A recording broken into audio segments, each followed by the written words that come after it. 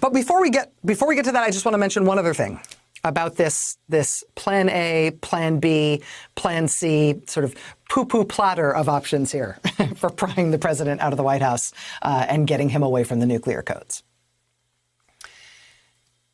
If, as many people who have reported closely on the president say, if, as many people who know the president and have worked with him in the past say, if the scuttlebutt is true, that the one thing President Donald Trump really fears is prison. The one thing that he really fears is being prosecuted and convicted and locked up. It is worth considering Plan A here. It is worth considering that the only way he has to truly try to save himself from that prospect that he most fears is to resign.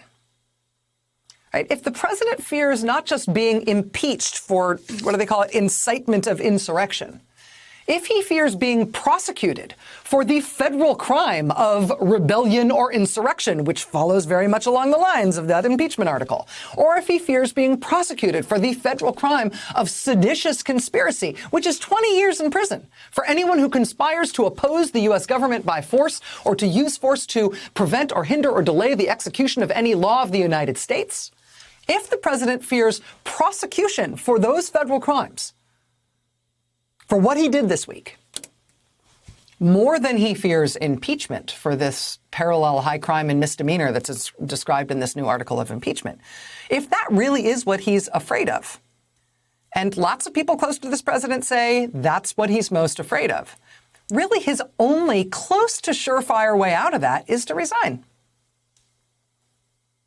To get Mike Pence to agree to pardon him and to resign in exchange for that promise. And I don't doubt for a second that Pence would do that, do you?